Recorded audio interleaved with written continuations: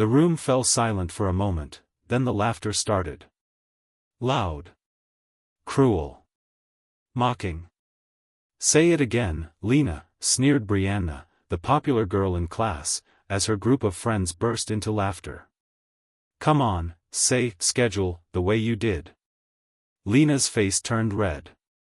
Her hands trembled as she clutched her notebook. I don't want to," she whispered, her soft French-Canadian accent trembling through her words. "Oh, come on. We just want to learn how to talk like a foreigner," Brianna said, smirking. "Maybe if you speak slower, we'll actually understand you." The whole classroom joined in. Even the teacher, Mr. Collins, looked uncomfortable but said nothing. Lena bit her lip hard, trying not to cry. She'd only moved from Montreal to Vancouver 2 months ago, and every day since then had felt like a battle. She wasn't just the new girl, she was the different one. "Why don't you just go back where you came from?" Brianna whispered loud enough for everyone to hear. "This is Canada, not France land." The words hit Lena like ice water. Her chest felt tight. Her father's voice echoed in her mind, "Be proud of who you are, ma petite étoile. Never hide your roots." But how could she, when even speaking made people laugh? Just as she lowered her eyes to hide the tears, a deep voice came from the doorway. "Excuse me," the man said, stepping in with calm authority. Every head turned. The laughter stopped instantly. Standing there in a sharp navy uniform was a tall man, medals gleaming on his chest.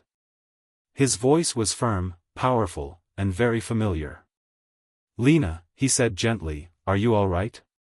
Her classmates froze. Brianna's smirk faded.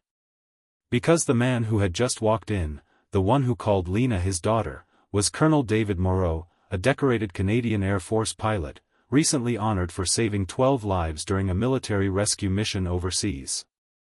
The same foreign girl's father.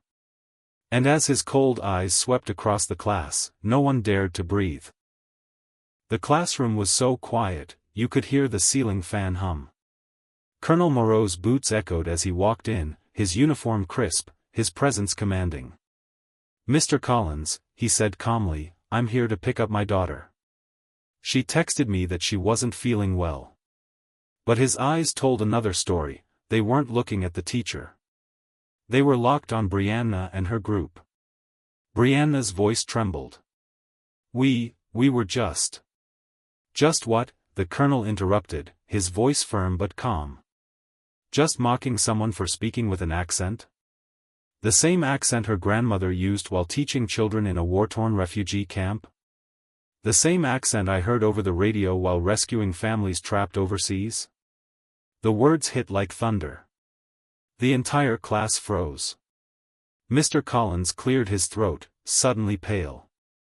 "Colonel Moreau, I wasn't aware of what was happening." The colonel turned to him sharply. "You didn't have to be aware. You just had to care." A wave of guilt swept over the room. Even the teacher lowered his head. Lena's eyes filled with tears, but this time, not from shame. From pride. Her father placed a gentle hand on her shoulder. "Never be ashamed of your voice, Lena. It carries the strength of those who came before you." Then, he looked at Brianna again. "Do you know why my daughter speaks differently?" Brianna shook her head. Because while most children her age were playing on safe streets, she was speaking with children from 5 different countries on Canadian military bases. Her accent isn't a mistake, it's a blend of the world she's seen. It's proof that she belongs everywhere. A tear slipped down Brianna's cheek. The same girl who laughed minutes ago couldn't find a word to say. Lena looked around the room. The same classmates who once mocked her were now staring at her with awe. But just when things seemed to settle, the colonel's phone rang. He looked at it, frowned, and his tone shifted. "They need me back at base," he said quietly. "Emergency." He turned to Lena. "I'll see you tonight, my star." Then he left, leaving behind a room full of silence, and shame. As the door closed, Brianna slowly walked up to Lena. I didn't know, she whispered. I'm sorry. Lena smiled softly, wiping her eyes. It's okay. Now you do.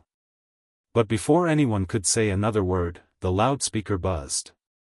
Attention all students, the principal's voice announced, there's been breaking news about Colonel Moreau.